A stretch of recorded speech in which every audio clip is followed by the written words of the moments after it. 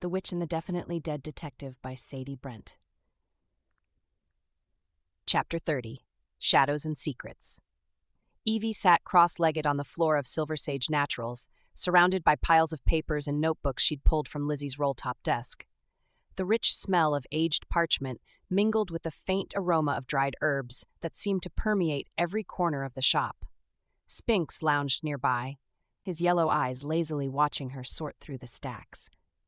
"Come on, Lizzie," Evie muttered under her breath, flipping through yet another journal filled with recipes and notes about plants. "Give me something. Anything." She was beginning to lose hope when a single piece of paper slipped from the stack in her hands, drifting to the floor. Evie reached for it, and her blood froze the moment her fingers brushed it. She recognized it instantly.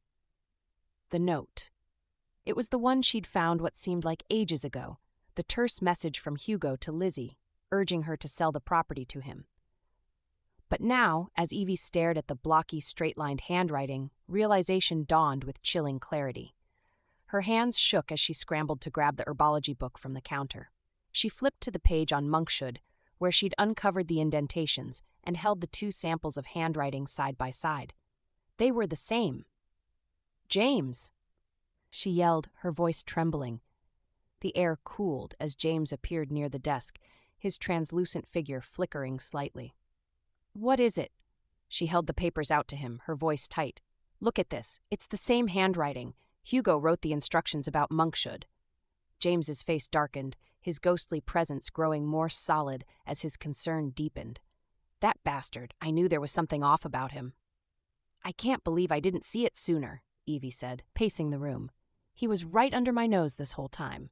She spun toward the door, her hands clenched into fists. "I'm going to confront him." "Absolutely not," James said, his voice sharp. "That's the worst thing you could do right now." Evie froze, glaring at him. "He killed Lizzie, James. He poisoned her and tried to cover it up. He's probably been laughing at me this whole time. And if you go storming over there, you'll give him exactly what he wants." "An opportunity to shut you up for good," James said firmly. "You need to think this through." Evie's anger simmered, but she sank into the chair behind the counter, her heart pounding. "So what do I do?" "We call the sheriff," James said. "We lay out everything you've found and let him handle it." Evie hesitated.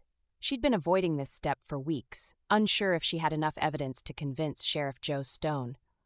But now, with the handwriting match, she felt the tide shifting. "Okay," she said finally. "You're right. I'll..." The bell above the shop door jingled, cutting her off. Evie turned toward the entrance, expecting to see a customer. Instead, her heart sank as Hugo stepped inside, his expression calm but his eyes too sharp, too calculating. Evie's gaze flicked to the street outside, where Hugo's car sat parked. It was stuffed to the brim with belongings, as if he'd packed in a hurry. Warning bells rang in her head, and James appeared just behind her, his voice a frantic whisper. "Be careful, Evie. Be ready to run." Evie forced a smile, her voice steady despite the fear clawing at her throat. "Hugo, what a surprise. Here to see if I've made any last-minute improvements to my window display." "I'm afraid not, Miss Hutchison," Hugo replied, his tone smooth and cold. He reached behind him, turning the lock on the shop door with a deliberate click. "I thought I'd veered you in another direction, but I should have known any blood of Lizzie's might eventually suss out my involvement." Evie's heart pounded as she backed up a step, trying to keep her voice light. "I don't know what you're talking about." "Oh, I think you do," Hugo said, advancing slowly. His gloved hand reached into his coat pocket, pulling out a small vial filled with a clear liquid. "This is a small, backwater town. Did you think I would not hear? You've been asking too many questions, poking your nose where it doesn't belong. I can't allow that." Evie's breath hitched as Hugo produced a small pistol from his other pocket, his grip steady. "You see," he continued, "I will have solved several problems tonight. Mabel won't have any competition, though as if that old phony could compete with anyone, especially a Hutchison witch. Simoneau will get the money he's been needing, and I'll leave town scot-free, no one the wiser." His smile widened, sinister and smug. "Terrible thing about that Hutchison heart condition, isn't it? So unsuspecting." Evie's pulse thundered in her ears. "Why did you do it, Hugo? Was it just the land?" Hugo tilted his head, his expression cold. The land? Yes, and Lizzie had something I wanted, something valuable, but she wouldn't share, wouldn't sell, stubborn to the end. Evie's mind raced. The crypto arcanum, run, James shouted, his ghostly voice snapping her out of her trance. Hugo's head jerked slightly, though he saw no one else in the room. You're alone, aren't you? Hugo said, sneering. No one here to save you. James, frantic with anger, lunged at a jar on a nearby shelf, and to his shock, it moved. The jar flew across the room, striking the floor near Hugo, who staggered in surprise. What the? James didn't stop. With a growl of pure rage, he shoved a heavy display shelf, sending it toppling toward Hugo. The murderer stumbled back, stunned, as Evie seized her chance. She grabbed a heavy candle in a glass jar from the counter and swung it with all her strength. The glass shattered against Hugo's temple, and he crumpled to the floor.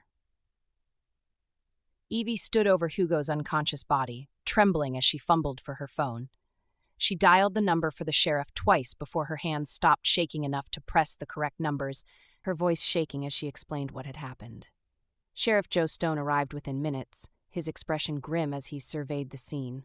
Hugo, now awake but disoriented, glared at Evie with pure hatred as the sheriff handcuffed him. You'll never prove it, Hugo spat. You'll never... Oh, but I will, Evie said, her voice steady despite the fear still coursing through her veins. I already have. As the sheriff led Hugo out, Evie turned to James, her legs threatening to give out.